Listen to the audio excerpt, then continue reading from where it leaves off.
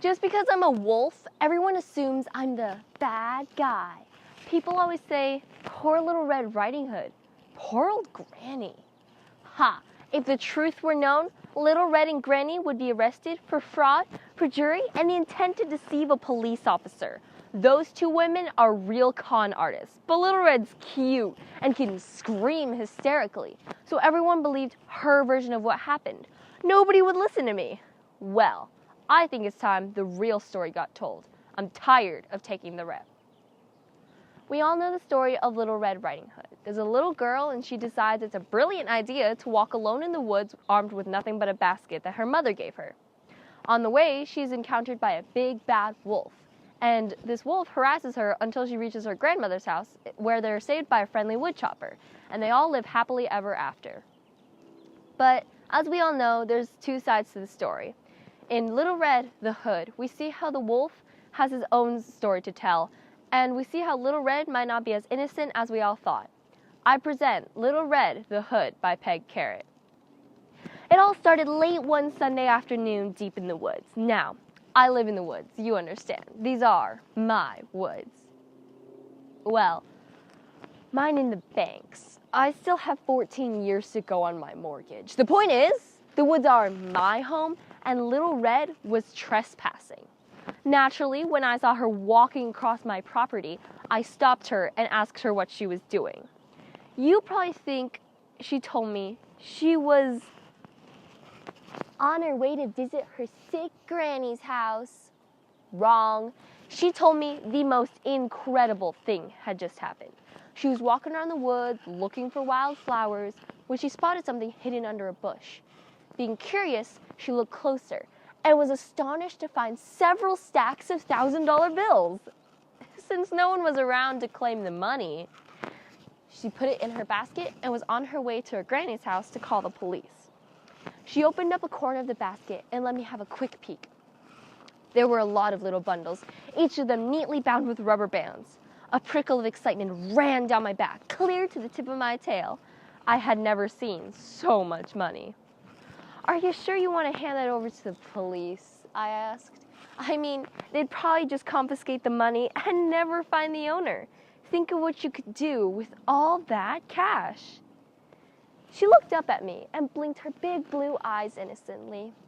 Oh, I couldn't keep it. I'd be too scared to spend $1,000 bills. Usually, I only had 10s and 20s.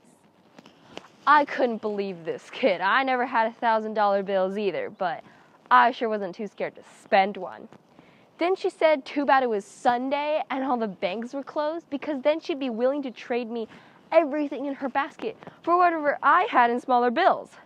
Now that statement made my first stand on end. I told her it didn't matter if it was Sunday.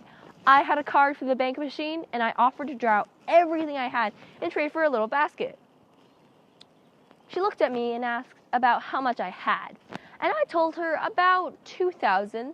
Then she gave me that sweet, sweet grin and told me she wouldn't be at all afraid to spend $2,000 in 10s and 20s. By then, my heart was pounding. I had visions of myself driving around the woods in my new Rolls Royce. Maybe spending the winter in Hawaii or Florida.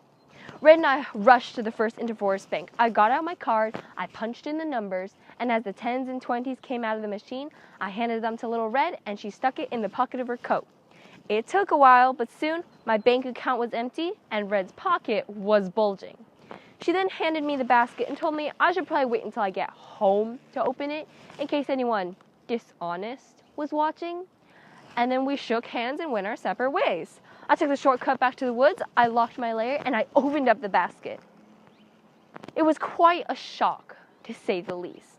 There were a lot of little bundles, but they weren't $1,000 bills. They were pieces of paper cut in the size of bills.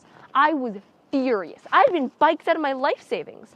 I rushed to Granny's house and I flung open the door. Running over to the bed, I found it empty. And so I did what anyone else would have done.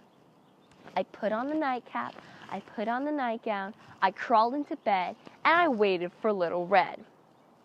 You know the rest of the story. Red shows up with an undercover agent disguised as a woodchopper. Granny jumps out of the closet, and the two of them concoct a terrible story about me. Before I could protest, I was handcuffed and on my way to the slammer. And you know the worst part of all? The part that never made it into the storybooks. First IntraForest Bank hit me with a $32 service charges for overdrawing my account.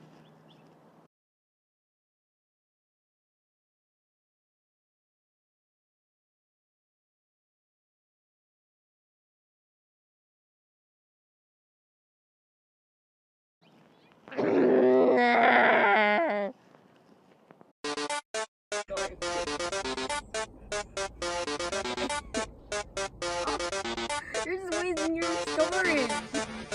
Why would you do that?